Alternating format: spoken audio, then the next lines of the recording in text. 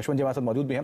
लक्ष्मण जी, आज सुबह से अटकलें थी मार्केट्स में कि ऐसा प्रस्ताव को मंजूरी मिल सकती है और अभी कुछ देर पहले वित्त मंत्री जब इसे पेश कर रहे थे हंगामे के बीच में तो अप्रूवल भी आ गया। क्या इसकी इम्प्लीकेशन है, कैसे समझे इसे?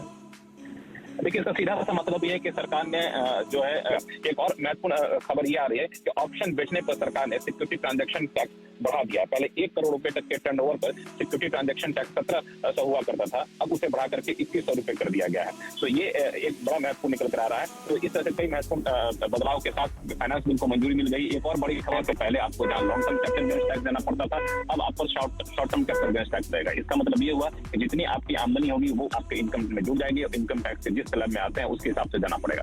मान लिया जाए आप 30% टैक्स ब्रैकेट में आते हैं तो अभी डेट म्यूचुअल फंड में जो आमदनी होती थी उस पर 30% टैक्स नहीं लगता था, उस पर सिर्फ 20% लगता था। अब सरकार ने यह तय किया है कि नहीं, उस पर भी 30% लगेगा क्योंकि आपके टैक्स स्लैब में जुड़ जाएगा। एक खास बात यह है कि इसमें इंडेक्सेशन का जो बेनिफिट मिलता था, यानी महंगाई बढ़ती थी तो आपके इनकम में रिटर्न में एडजस्ट किया जाता था, वो भी अब नहीं फायदा मिलेगा। और ये सारे प्रावधान जो है 1 अप्रैल 2023 से लागू होंगे, यानी 31 मार्च तक जो भी निवेश किए हैं आप उस पर इसका कोई असर नहीं पड़ेगा, लेकिन उसके बाद जो भी आप निवेश करेंगे उस पर इसका असर। तो एक बार मैं ऑप्शंस वाली खबर दोबारा दोहरा देता हूं कि जो ऑप्शंस बेचने पर सरकार एसटीटी लगाती थी 1700 रुपए के आसपास पर करोड़ रुपए पे, उसे बढ़ाकर अब 2100 रुपए पर करोड़ रुपए के आसपास ले गए हैं, यानी कि करीब 400 रुपया की बढ़ोतरी की गई है। मेजरली आप मानेंगे तो 10% के आसपास की बढ़ोतरी यहां पर होते हुए दिखाई पड़ रही है। तो 10 से 15% की बढ़ोतरी वहां पर की गई है। तो ये एक और बड़ा अपडेट जो कि ऑप्शंस राइटर्स के लिए आपको दिखाई पड़े।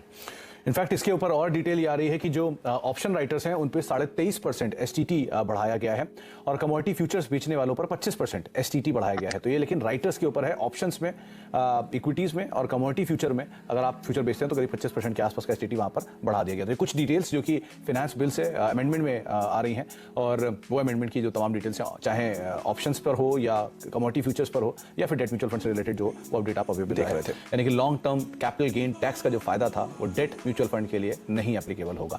तो ये एक अपडेट सुबह था और उसी का ही अब अप्रूवल आता हुआ दिखाई पड़ रहा है।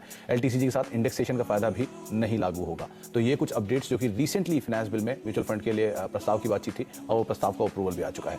रिएक्शन आप तमाम जो एएमसीज कंपनी उनके ऊपर देखेंगे, HDFC AMC, UTI AMC, Nippon AMC, हालांकि निपॉन डीआई पर है, लेकिन बाकी एएमसी कंपनीज जो हैं उन पर एक स्ट्रॉन्ग रिएक्शन आता हुआ दिखाई पड़ रहा है।